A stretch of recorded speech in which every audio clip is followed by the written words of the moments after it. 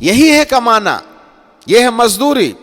कि सत्य के प्रेम को यदि आप अपना लेते तो उस विनाश लीला से बच जाते। प्रकाशित वाक्य में आने वाली विपत्ति परमेश्वर नहीं डालना चाहते हैं। Listen me carefully.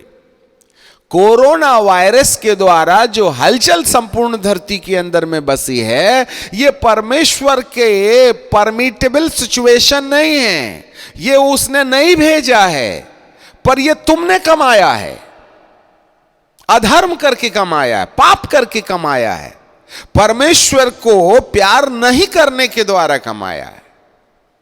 प्रकाशित वाक्य की किताब में लिखी घटनाओं में 7 मोहर का तोड़ा जाना, 7 तुरियों का फूका जाना, 7 कटोरे का उंडेला जाना, यह परमेश्वर का प्लान नहीं है, यह आपकी कमाई हुई दौलत है।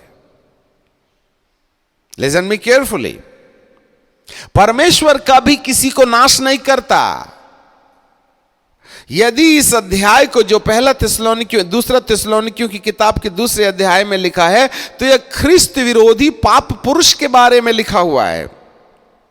क्योंकि वह दिन, तीसरे पद में लिखा है, किसी रीति से किसी के धोखे में ना आना, वह दिन नहीं आएगा जब तक कि धर्म का त्याग ना हो ले और वह पाप का पुरुष अर्थात विनाश का पुत्र प्रकट ना हो जाए, जो विरोध करता है और हर एक से जो परमेश्वर का पूज्य कहलाता है अपने आप को बड़ा दिखाता है, यहां तक कि परमेश्वर के मंदिर में बैठकर अपने आप को परमेश्वर प्रकट करता है।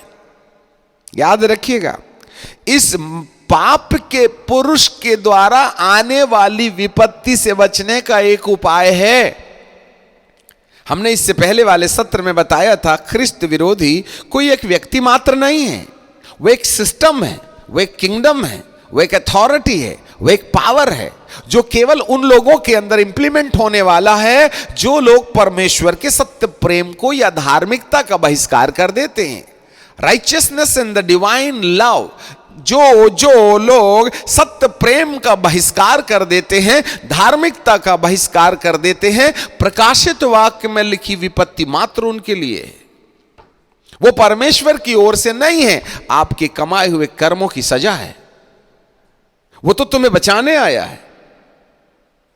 मैं विश्व को यह संदेश, शांति का संदेश देना चाहते हैं। प्रकाशित वाक्य के अंदर में आने वाली घटनाएं, चाहे वह ख्रिस्त विरोधी साम्राज्य से जुड़ी हो, चाहे वह सफेद घोड़े से जुड़ी हो, लाल घोड़ा, काला घोड़ा, पीला घोड़ा, तुरियों का, आकाश से सितारों का गिर जाना, जो भी हम आने वाले दिनों में अध्ययन करेंगे, उन तमाम घटनाओं के पीछे परमेश्वर की जानबूझ की मंशा नहीं है, वरन तुमने सत्य प्यार को ठुकरा दिया है, तुमने धार्मिकता का बहिष्कार किया है। यह तुम्हारी हुई कमाई हुई दौलत का नतीजा है। वो तुम्हें तो इन विपत्तियों से बचाना चाहता है। जिसके लिए ख्रिस्त विरोधी आए, उसके लिए आए, मेरे लिए नहीं आएगा। वो जिसके लिए लाल घोड़े के अंदर, काले घोड़े के अंदर और सब पीले घोड़े के अंदर जो विपत्तियां और मरियां हैं, जिसके लिए स्वर्ग अधोलोक से निकलने वाली टिड्डियां हैं, आकाश से आने वाले सूर्य से जो प्रकाश आकर के उनके सम चमड़े में जो कैंसर पैदा कर देगा, वह उन लोगों के लिए है जिनके लिए होना चाहिए। वो मेरे लिए नहीं है, वो आपके लिए नहीं है। प्रभु आपको उद्धार दिलाने आया था, पर आपने और मैंने ढिठाई करके परमेश्वर के प्यार का बहिष्कार किया है। इसलिए प्रकाशित वाक्य की घटनाओं का सामना करना पड़ेगा आपको।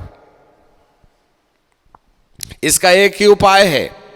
आज के बाद में जब कभी कोई विपत्ति आए तो यह ना मत कह देना कि यह परमेश्वर ने भेजा है।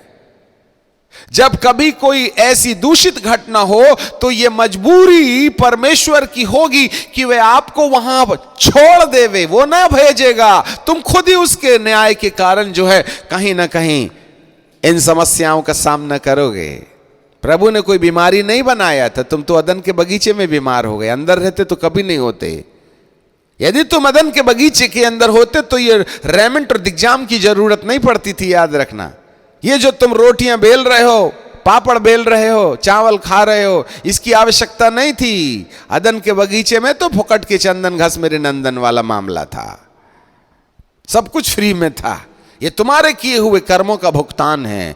जहां परमेश्वर ने आदम को अदन के बगीचे के बाहर उसकी न्यायिकता के आधार पर उसको जाने की अनुमति दी, प्रभु यीशु मसीह के प्रेम की मोहब्बत के कारण वह तुम्हें अदन के बगीचे के अंदर आने वाले रास्ते को कहता है कि मैं दरवाजा हूं, हे बोझ से दबे लोगों मेरे पास में आओ, मैं तुमको